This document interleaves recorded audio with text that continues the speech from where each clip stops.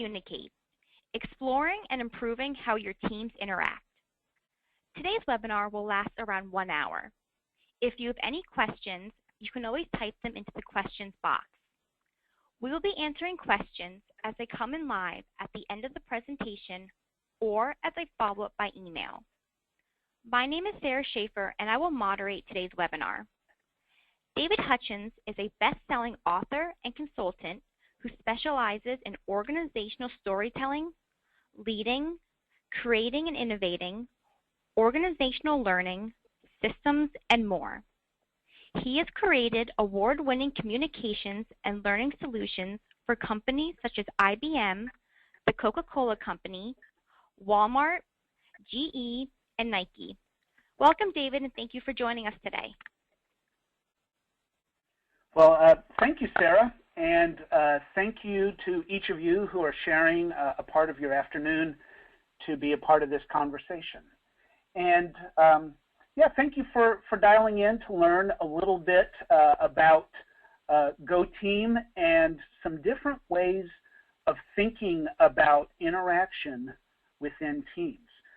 With my partner in GoTeam is Susan Gerke. She's located in Orange County, California. I'm actually talking to you from Nashville, Tennessee, which is where my home base is. And together, Susan and I have worked with teams in organizations all over the world. And this issue of communication is one that comes up really just all the time. And one thing that teams tell us a lot is that we don't communicate well in our team. And that's one of those things that when I hear it, I recognize that it's a signal that something else is probably going on. And I have a feeling that if you've dialed into this webinar, you're connected to teams in some capacity, I suspect, whether you're in a team or you're responsible for teams or you're a leader of a team. I bet you have heard this too. And sometimes communication issues are just a symptom of an issue like, trust is low. Or maybe the problem is because of differences in style. Or maybe it's a frequency issue. The team doesn't get to communicate often enough. Or maybe the communication is marred by intent or inappropriate intent of one of the communicators. Or sometimes it really is just a lack of skill. Some people are really good at communicating and some people struggle with it. So I want to hear your thoughts on this. And when you think about times that you have heard this, we don't communicate well in our team, what do you think is the real problem? What do you think is really behind this? And the way this is going to work is, Sarah, correct me if I'm wrong, in the chat window, they'll see the chat window probably over to the right of their screen. Correct. Yes. It's going to be a little questions box. They're typing in right now. Yep. So which of these reasons, if you think style differences is the main reason people don't communicate well, type in 1. If you think it's because of frequency, type in 2. If you think it's the content or intent, press 3. If you think it's lack of skill, 4. Okay, they're rolling in, and I see some of you are typing in multiple choices, and that's absolutely allowed. I like it when people break the rules. So way to be. And I'm seeing a strong trend. Someone just said 1, 2, 3, and 4. Someone sees all of them. So, okay, very good.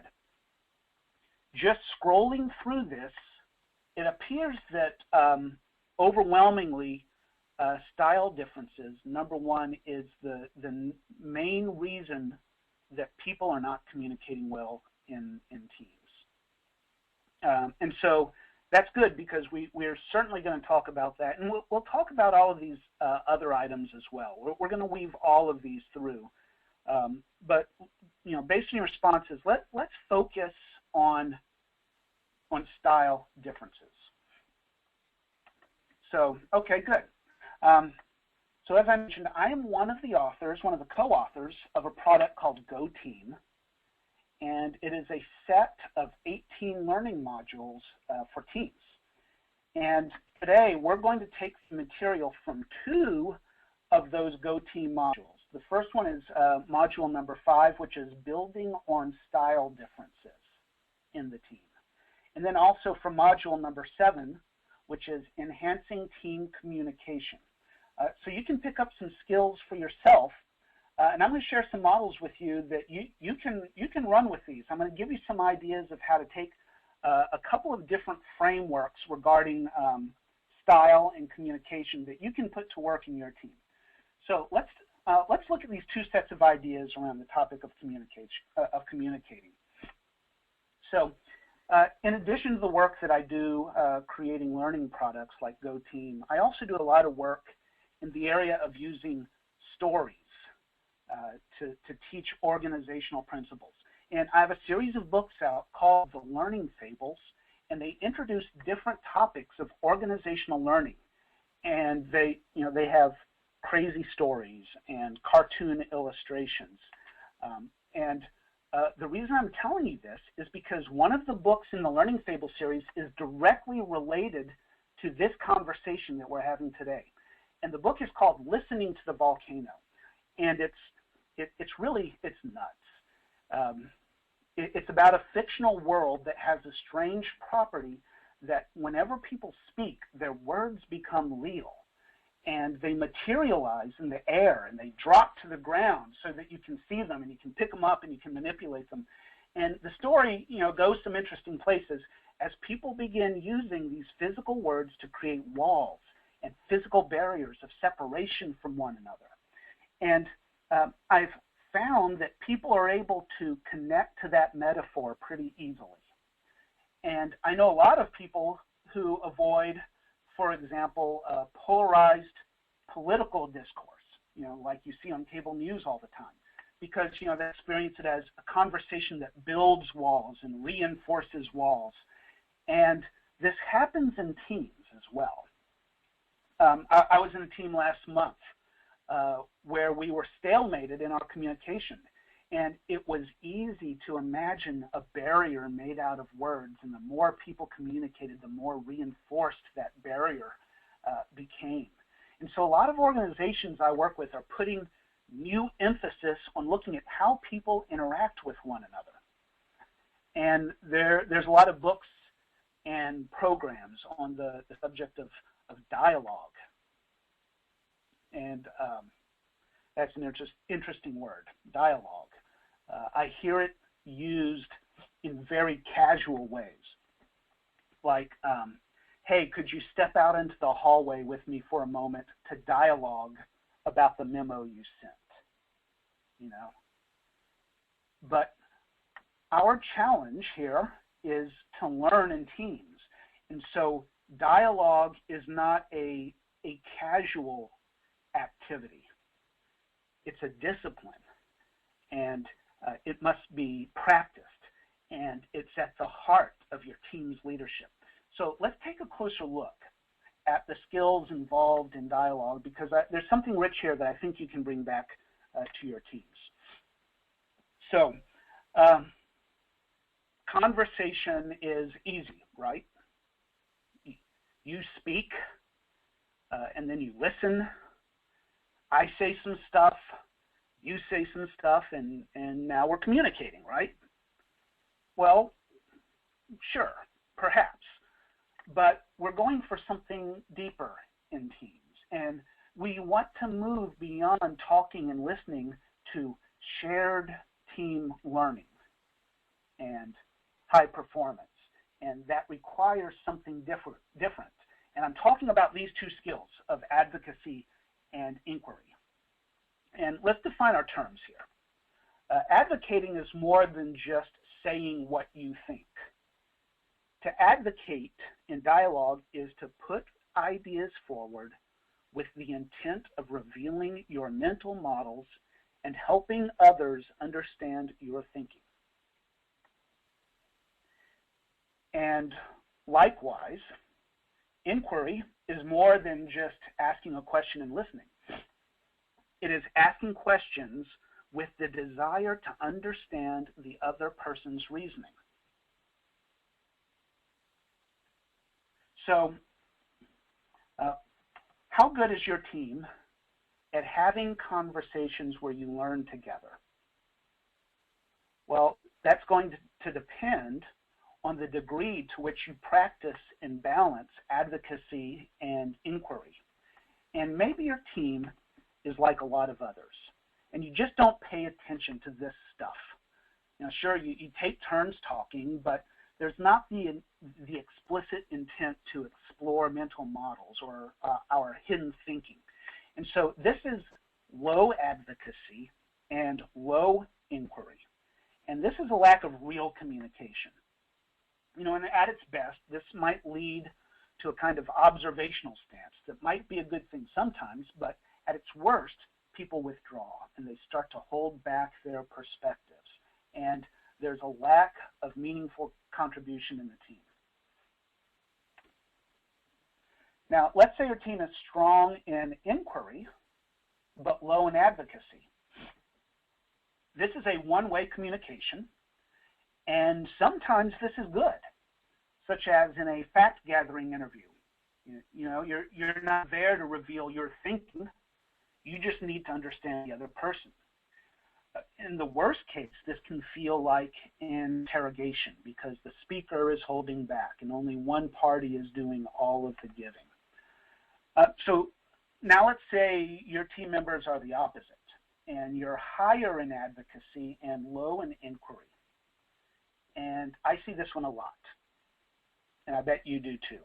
And this is also a one-way communication, and it can be good for explaining new information. It's what I'm doing right now, and that's by design. I'm sharing some ideas with you. Currently, the conversation is one way, and obviously, I am not benefiting from your input or your shared thinking, at least not right now. At this moment, it's unlikely that we're going to create any innovative breakthroughs together, at least not yet. So what does it look like when we are purposeful about practicing both high advocacy and high inquiry? And let's say your team is full of just rock star communicators, and you balance both advocacy and inquiry, and this is a true two-way communication, and this is where we start experiencing some learning together, because both parties are exposing their thinking, testing their assumptions, and getting new perspectives. Now, the downside is it takes longer. This is some work. You got to slow down to do this, but the payoff is significant. And Peter Senge, in his book, The Fifth Discipline, spends a lot of time on these ideas of dialogue and advocacy and inquiry. And he points to theorists who say there is yet another level. And this is mutual learning. And this is exceptionally high and disciplined advocacy and inquiry. And it's a difficult state to achieve, but it leads to new levels of understanding and mental model shift and frame shift and insight and innovation. And it's a holy grail of communication. And some theorists would say that most of us experience this only rarely, because it's hard to get past our own mental models and open them up to this degree of inquiry and examination. So in Go Team, we have some exercises where team members can start practicing and paying attention to their advocacy and inquiry. But you can do this on your own. Simply, if you create team learning experiences, it is simply create triads where you have a sender and a receiver, and a third person as an observer, and then give them a topic that will require some work. And I like to use topics that are that are a little bit emotional and maybe even a little bit contentious, and that will cause people to take very different mental models. Like, here's a few. In your triads, discuss here, what is the greatest sports team or sports hero of all time? If you're in a culture where people are into their sports, then people can be pretty polarized in their mental models. All right, here's another one. In Little League or Pee Wee sports, why should every kid should or should not get a trophy? Does every kid get a trophy or not necessarily? And again, people have some strong opinions on that. Here's another one. What is the age at which kids should be allowed to start dating? If you have teenagers, you probably have, I have some strong opinions on that. And should it be different for girls? Let people wrestle with that so they can begin sharing their own mental models and then practicing advocacy and inquiry. So have them take turns, whatever your prompt is, that's designed to create this spirited conversation. And first, person A advocates for his or her position, and then person B inquires, while person C observes and takes notes. And then rotate roles so that everyone gets a turn revealing their own mental models and then exploring the mental models of others. And pay attention to emotion and feelings of vulnerability, because that's a big part of this. And I find that it's always helpful to give people some guidelines. Say stuff like this. And it helps them envision what this conversation might look like, whether they actually choose to use these or not.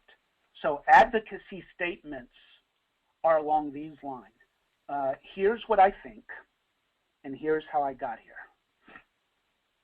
This is my perspective, but I'd like to hear what you think about it. What holes do you see in my reasoning? What am I missing? Here are some inquiry statements. I want to understand your conclusion. How did you arrive at it? What did you see or hear that caused you to come to this conclusion? When you say X, when you make that statement or that hypothesis, what does that mean to you? You may be right in your position. I'd like to understand your position more. And so perhaps you're beginning to sense how these orientations might start to create a qualitatively different kind of conversation.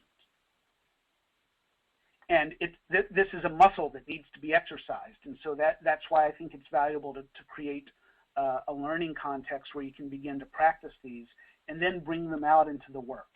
And you can create these conversations on your own. If you'd like a more structured process, we've got some resources in GoTeam that can help you. So I'm going to pause for a few moments because I want to hear some of your thoughts and some of your questions and just what's on your mind right now. So far I've been providing one lens for thinking about communicating in your teams, which is this dialogue, advocacy, and inquiry model. And in a few minutes I want to shift and give you yet another lens, another useful model. But before we do that, let's pause and share a few questions that you have. And Sarah, what is the best way to do this? Should they use their chat window? Yep, they can use their chat window, the same ones that they were typing into the first time. Okay. So okay. I'm going to give you a few moments. Thank you, Sarah. And share with me some of what's on your mind right now. One person has written, this is great.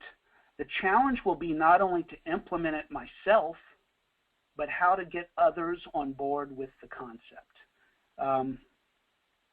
And you're exactly right. This is personally challenging work, the work of exploring your own mental models and having dialogue around it.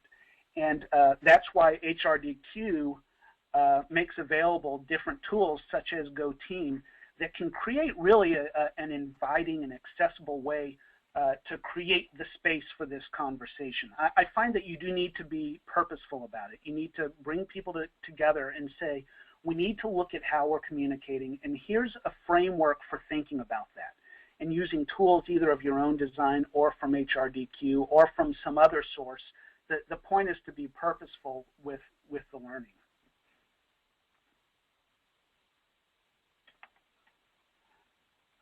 Wow, lots of questions coming in. Is debate part of the conversation? I'm going to say no to that.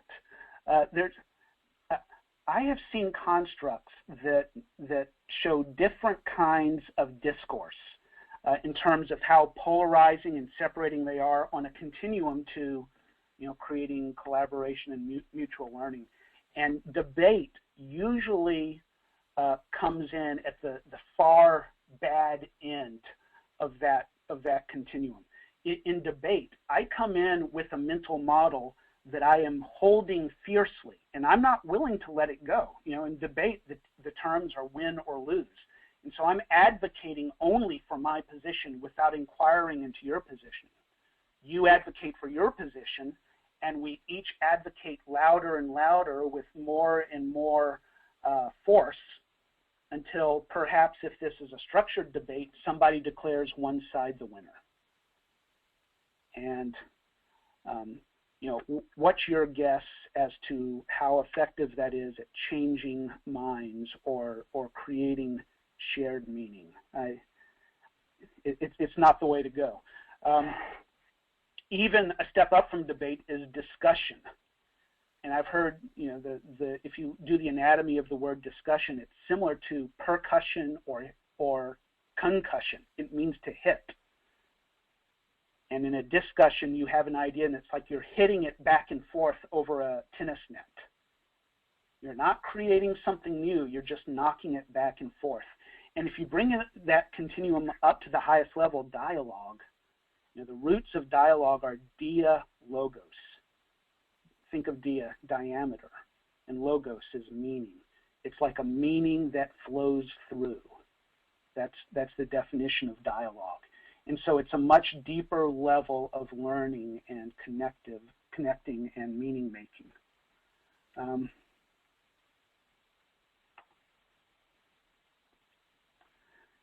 This would be great to do in a staff meeting, as many want to be the advocator only and forget the rest. That's a comment somebody put in the chat window. Yes, you are correct. People are really good at advocating.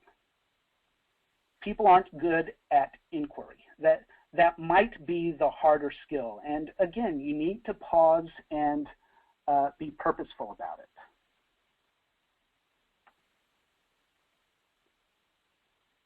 All right, there's lots and lots of questions here. Wow, we could have such a great conversation. Do you want to stay on for 2 more hours? These are great.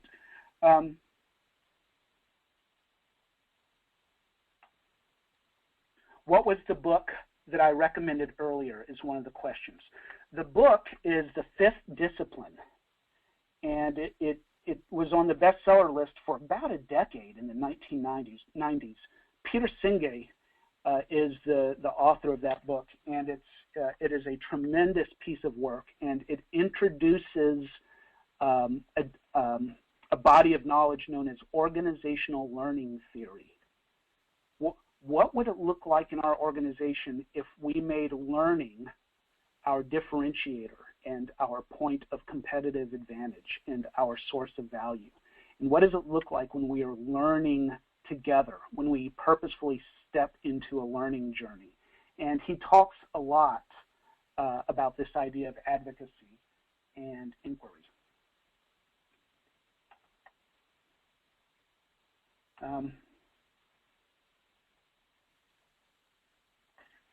Somebody wrote, when one makes an inquiry as to how a person came to a particular conclusion, sometimes it can be perceived as debating. Yes, you're right. And that is why I think we need this larger shared understanding that we're having a different kind of discourse here. And what I shared with you a few minutes ago about debate versus discussion versus dialogue, I even find it's helpful to share that with people. And by introducing that language, you give them a way of thinking about the different kinds of discourse, and you can invite them into a higher form of discourse. And once you do that, then when you start using those inquiry statements, it's not perceived as threatening. It's perceived as this is mutual learning and this is collaboration. And my role on the team is to begin sharing my assumptions and some mental models, just as you will, so that we can begin creating something new.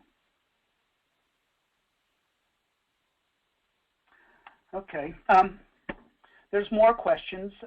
I'm going to set them aside for now because we've got more fun times ahead. And I'd like to shift gears a little bit and provide advocacy and inquiry. Let's set that aside, and then I want to bring in a new conversation.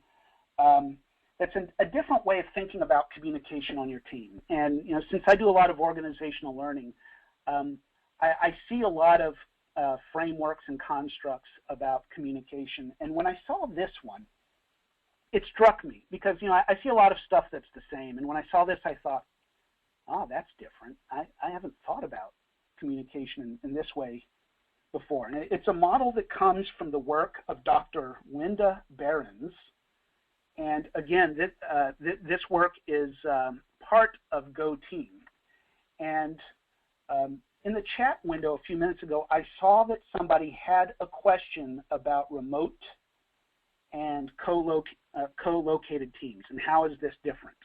And so as we talk about this different lens, I'm going to bring in some thinking about remote teams as well. And this construct from Dr. Linda Berens has to do with the language that we use when we interact with other people. And her construct says that there are two kinds of language. And there is directing language, and there is informing language. And the theory says that we tend to gravitate towards one of these. That is, one of these, directing or informal, is more natural for you. You have a preferred style, and it might be different from my preferred style. And it doesn't mean that we don't use both. There it is. It doesn't mean we don't use both. We do, and we should use both. But one of these is going to be more natural for you. And you can probably self-diagnose quickly which one of these is more common for you.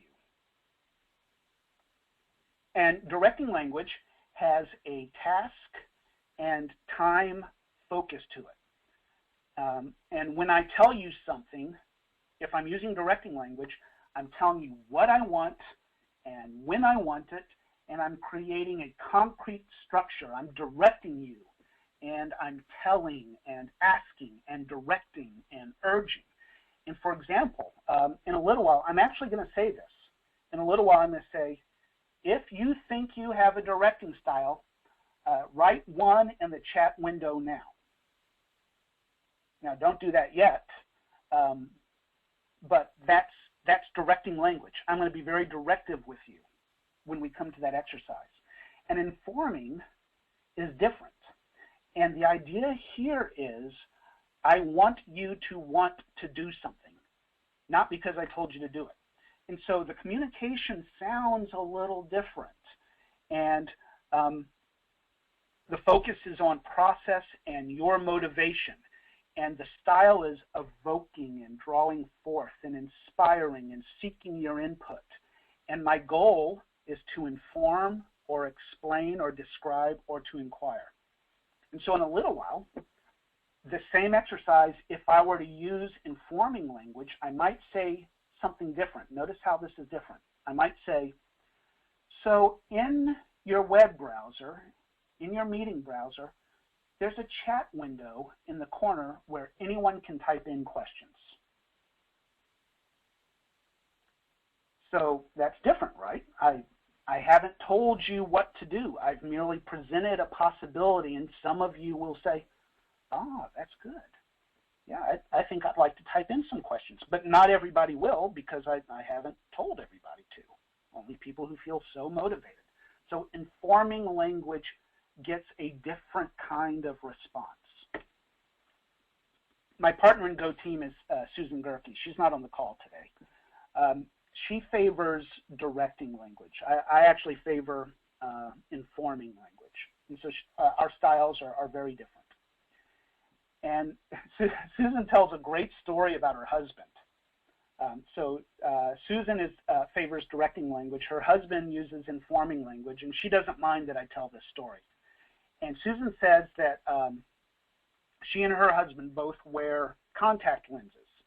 And so she keeps saline eye drops in her purse because you never know when you're going to need saline. You don't know when you'll need the eye drops. And so one day they were walking through the store, and her husband said, "My eyes are burning." And Susan says, "Oh, I'm so sorry to hear that." And she keeps walking. And that's the end of it. And then later, Susan's husband says, "I want to ask you a question. A little while ago, when I asked you for help, why didn't you help me?" And Susan said, "You never asked me for help." So do you hear the disconnect here between the informer and the director? And so they both laughed about it because it revealed a lot about their different styles and the problems that can come with those styles. So let's keep looking at this a little bit. Here's a couple cartoons that really do a nice job illustrating this. Here's a directing phenomenon. So a girl sticks her head in the hiring office and she says, "Are there any job openings here?" And the personnel director says, "Yes, come on in, shake hands, sit down, and be interviewed." And the girl turns around and she says, "Boy, if they're so bossy now, imagine if I worked for them." All right? So sometimes when we're direct, it comes across as bossy or overbearing. All right, here's the second one. And this is an illustration of the informing style. So, little girl runs in, mommy holds out her hand and says, "Hold it right there." That's actually a directing statement. "Hold it right there. I just finished cleaning the living room. Now listen to this informing statement. I don't ever want to have to clean up that kind of mess that was in here again. Do you understand?" The little girl says, "Yes." And later, Daddy says, "Hi, Zoe, what's new?" And the little girl says, "Mommy says from now on, you have to clean the living room." Ha, ha, ha, ha. This is where you insert the laugh track. So one of the challenges with informing language, and this is what Susan's husband experienced, is there's room for misinterpretation. And here's where there's big impact for a remote team. Because if you're working in a remote team, both of these styles become amplified. So in a remote team, if you're communicating over email or if you're communicating asynchronously, direct communication sounds very direct and even bossy. And informing communication sounds evasive or wishy-washy. And that's because we're not co-located. We can't read each other's faces and nonverbals. So let's do a quick poll here again.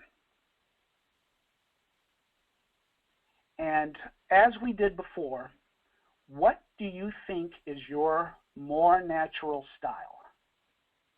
If you think it's directing, just write the number 1 in the chat window. If your more natural style is informing, write number 2.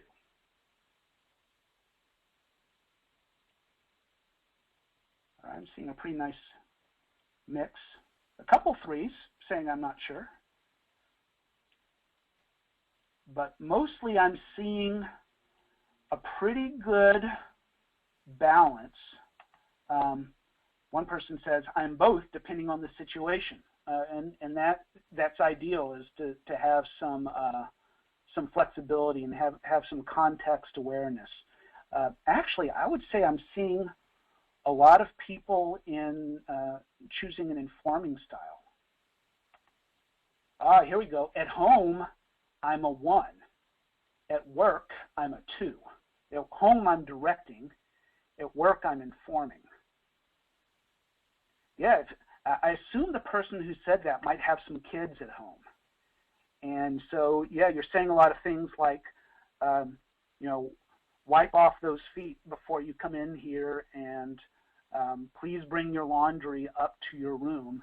So if you have small children and you're constantly establishing boundaries, that's a lot of directing communication.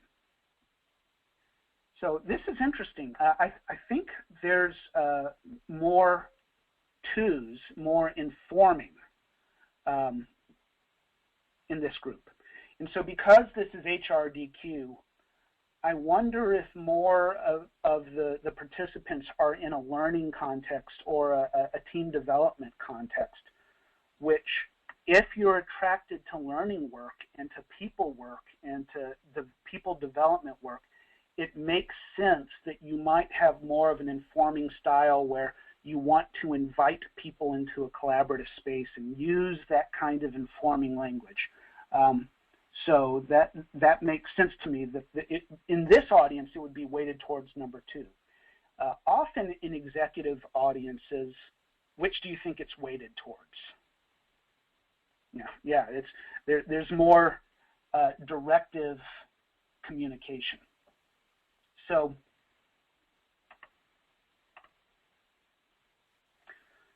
let's look at the advantages and the disadvantages of each. So the advantages of a directing style: it's fast, it's clear. At its best, it's not ambiguous. There's not room for misinterpretation, and it's a good way to go if I'm asking you to do something that you've never done before. First do step A, then do step B, and then do step C. And you'll say, oh, thank you, I didn't know that. Thank you for directing me. The disadvantages of a directing style is, if I always do it, if I or most of the time communicate to my people in a directing way, the first challenge is they can become dependent on that. And if I want my team or my people to take initiative, after a while, they're going to start saying, well, just wait for David to tell us what to do, because he always does. Just hang on, the instructions are coming. And this is even worse in a remote environment. And even worse if you're in different time zones and I've gone to bed and you can't get my direction until I wake up the next morning, and then it's the middle of the night for you. So, like everything else, the challenges can become amplified in a remote environment.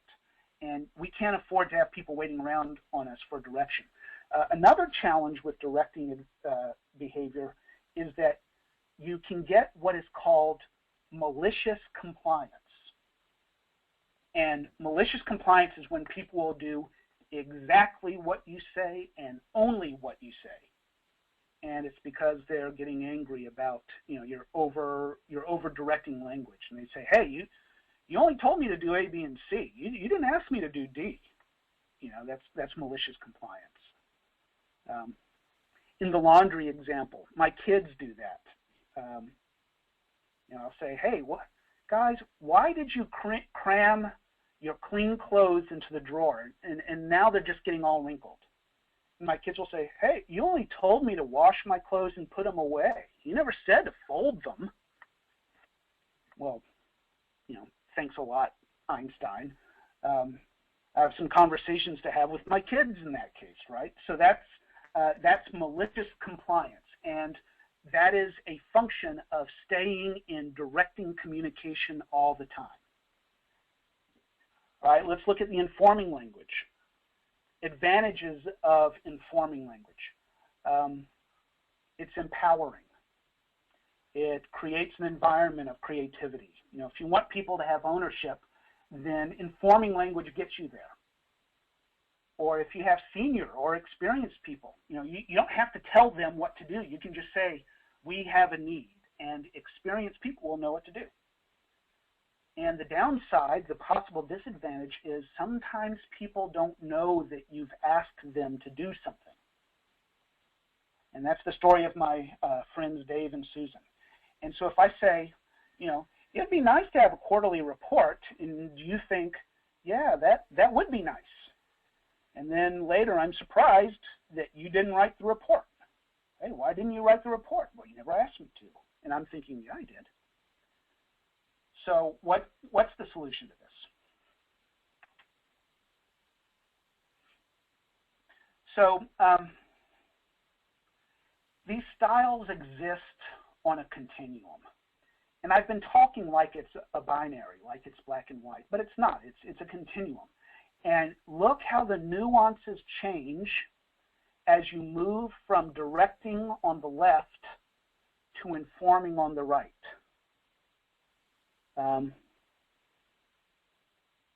You know, there's two in the middle. The text is bleeding out of the boxes, but there's two in the middle that are a blend. Please give me the eye drops. My eyes are dry. Some of those words are out of the box, but please give me the eye drops. My eyes are dry. It's unfortunate that the word please bled out of the top of the box, because that's a high leverage way of softening directing language. You know, just bring in some courtesy into it. Please give me the eye drops. So that's directing followed by informing. And the next one is, it just flips it. It's informing followed by directing. My eyes are dry. May I have the eye drops? All the way over to the far continuum. And so when I host this conversation, what you're looking at right now, when I host this conversation with teams, you know, this is a simple idea. They connect to it very quickly, and they're able to easily diagnose what's going on in their own team. And so they say, oh, so that's why we're misunderstanding each other. I thought you were being bossy, or I didn't realize what you were asking us to do stuff. And so this is a simple conversation. It's easy to have this conversation, and it has a lot of leverage. And with this language, you can start to identify some new norms together. You know, when I communicate with email, for example, I think about this, and I make it a point to use a blend, you know, like those middle statements. I use both directing and informing statements. You can lead with either one. You can lead with directing or with informing, but being purposeful about bringing in a blend. Again, for the people who asked about a remote environment and remote teams, I tell people, if you're in a remote environment, you can't use the ends anymore. Give me the eye drops is way too strong in a remote environment. If it's in an email or asynchronous communication, it comes across as too strong. And my eyes are dry will be so vague that people will wonder why you said that. So that's a simple tool that I find leads to some universal awarenesses and experiences. And this provides a language to describe something that you may have noticed, but now once you give people a language, now they can talk about it, and it generates that conversation about this team and our dynamics, and when should I inform and when should I direct, and it can help us understand each other. So when Susan says to her husband, give me the eye drops, her husband knows she's, you know, hey, she's not bossing me around. That's how she communicates. That's her style, and her style is different than mine.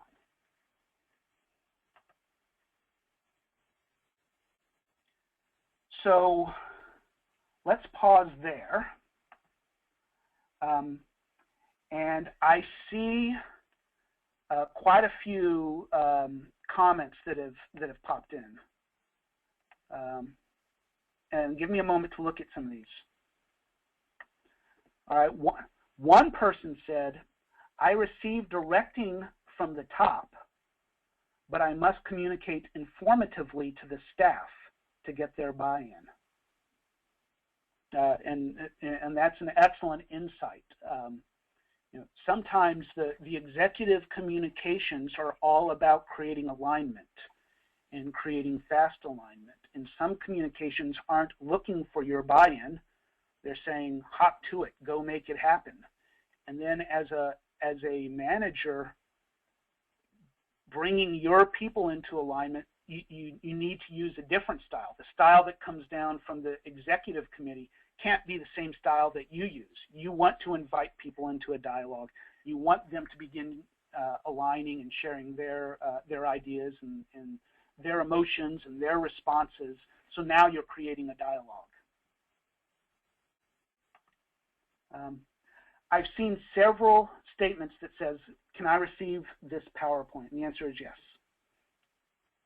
Yeah, several people have said that.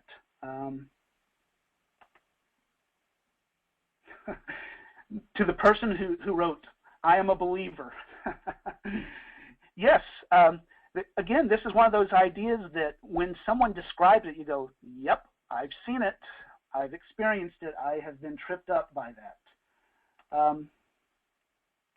So good.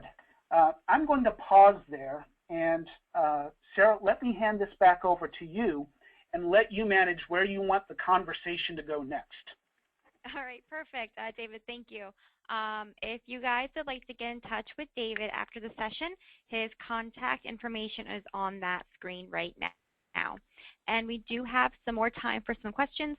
So attendees, go ahead, submit any questions you have. And while we wait just a little bit for those questions to come in, let me share a little bit about the program that is the foundation of today's session.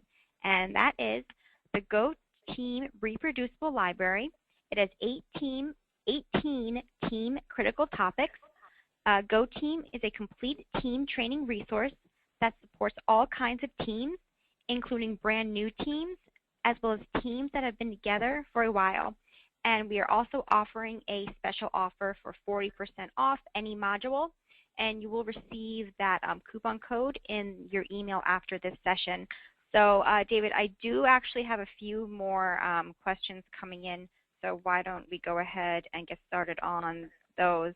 The first one looks like it's coming from Lauren. So many people get upset with a direct style. How do we get people not to take things personally? Mm-hmm. Good.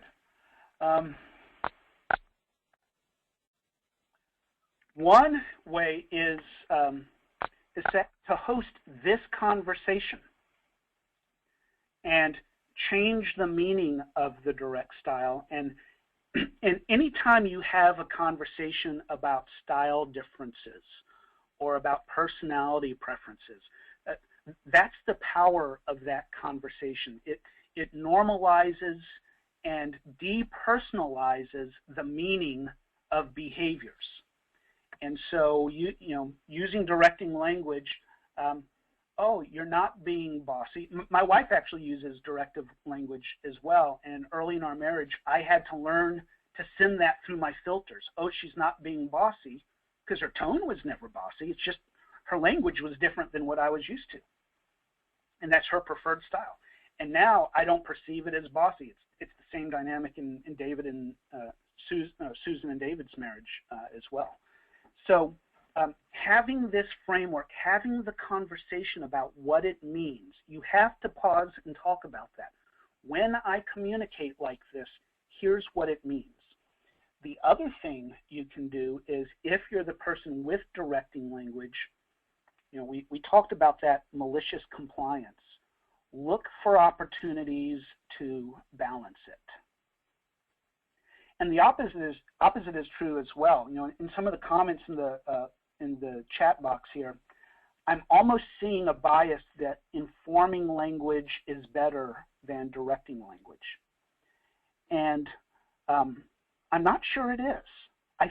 I think that they're both equally important. I'm working with an insurance company, large insurance company that's in the Midwest of the United States. And they're struggling because they have that Midwestern polite culture where when they bring the team members in for performance reviews, nobody is willing to use directive language or say, here's what I'm seeing or here's what needs to happen. And so those conversations are being compromised because everybody they're going to the far end of informing and they're being invasive, and it's because it's perceived as polite. And to be directive is not impolite. And so sometimes there's a values conversation that has to happen of what it means to talk in a directive way. It doesn't mean I'm being rude or impolite. And I see that in Southern organizations. I'm here in the South in Tennessee, so I see that polite dynamic a lot in the South and in the Midwest. And so there's biases on both sides. What else, Sarah? All right, great, thanks. Our next one is coming from Patty. On presentation styles, have you found that some industries or professions where one style, directing or informing, is more prevalent?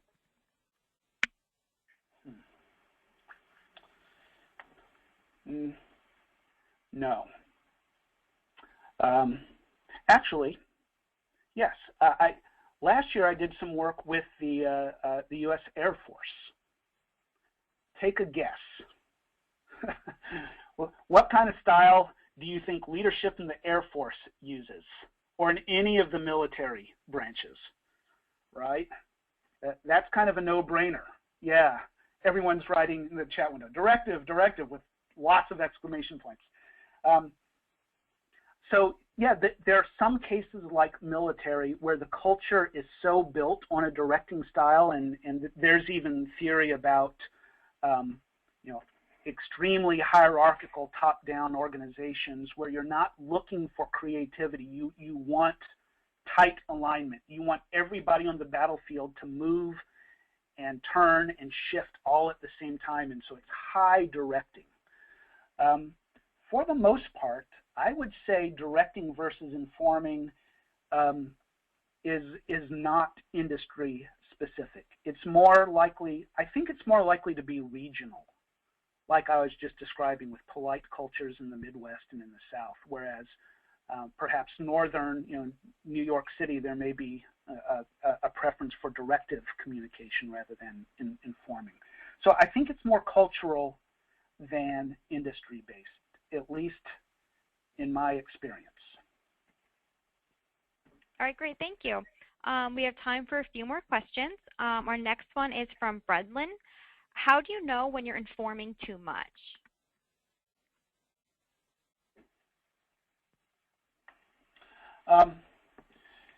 You're informing too much if you're not seeing alignment. If everyone is moving and pursuing the work, but they're not bringing it together. It's the old herd of cats, where everybody wandering off in different directions. And sometimes you need to say, from your position as a leader, you see the big picture. You have a perspective that not everybody has. All right, everybody, we need to get back together. We're losing some opportunities here. Here's what I'd like to see happen. So sometimes you want people moving in a specific direction.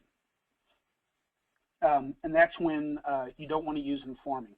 Another time you don't want to use informing is when speed is an issue. I was on a client call actually just this morning, and I wasn't the team leader. The team leader said, all right, I'm going to start off the call. David, I'm going to hand it over to you. I want you to speak to these 3 points. I mean, he's telling me what to say. And I did not think, hey, you can't tell me what to say. The client was going to get on the phone in about 3 minutes, and we wanted to be tight. We wanted to be an aligned team. And it was appropriate for him to take that directing style so that we could all work together in tight alignment. All right, great, thanks. Our next question is from Mary. Where does the ladder of interference fit into this discussion of dialogue? Is that connected to advocacy and inquiry? I wonder if she means the ladder of inference. Ladder, yes. Yep, because we're sorry, talking correct. yeah, because we were talking about organizational learning.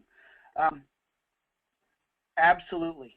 So the person who was asking about what was that book, you know, the Fifth Discipline and Peter Senge, the body of organizational learning theory introduces, actually it was a learning theorist named Chris Argyris, who wrote a very influential article a few years ago in Harvard Business Review. It was called Teaching Smart People How to Learn. He says that smart people are the worst learners. And he introduced this construct called the ladder of inference. And it's a powerful, powerful idea. And it shows how we all live in the same world of data. You know, how is it that we all come to such different political beliefs, even impassioned, divisive beliefs, when we're all living in the same world of data, and yet we have these polarized views where we are so confident in our own worldview that we can only conclude, well, if you see it different, you know, there must be something wrong with you, or you must not have thought through the data, or you must be dumb. And then we start applying labels to explain the difference. And the ladder of inference tracks how that phenomenon happens. And it shows how each of us begins with a belief system, and then living in a world of data, we all see the same data, but I select certain data. Some people call this confirmation bias. I tend to notice the data that reinforces my belief system. I start rejecting data that is inconsistent with my belief system, and after a while, that inconsistent data becomes invisible to me. I can't even see it anymore. And so we go through this reinforcing loop where beliefs affect the data we select, and then the data reinforces the belief, and pretty soon we are so solidified in our belief it becomes very difficult to change or challenge the mental model. And so the exercise of advocacy and inquiry, if you want to take it deep, you would start using the ladder of inference as a way of naming what's happening. You know, let me share with you the data that I selected. Let me add to that the assumptions that I made. Based on that assumption, I added some meaning. I came to conclusions. Those conclusions affect my belief system. And now that belief system affects which data that I select. So the difficult, challenging work of mental models, if you use the ladder of inference, is using that construct to illuminate your own process. So I'll pause there. All right, perfect. Thank you, David. And would you just like to add any final thoughts before I go ahead and wrap up this session? I see that we only have a couple minutes left, and there's a lot of great questions and comments that have come in. And Sarah, I hope that even after we close out, I'll be able to grab these statements and hang on to them and perhaps even respond to some of them. Yes, correct. We're actually going to be sending out a detailed email next week. So we're going to take all the unanswered questions that we didn't get to, and I'm going to send them to you, and then you're going to answer them, and then we're going to send those out for you next week. So everybody's questions will be answered, so don't worry about that. Good, because there's so many good ideas in here. I want everybody to hear these. Yep, we'll definitely be sending those out probably mid next week then with those answered questions from you. Thank you. Okay? Good, good. All right, perfect. Well, David, thank you so much again, and thank you everybody who attended. And again, we're going to be sending out those questions next week. So we appreciate your time, and we hope you found today's webinar informative. Thank you.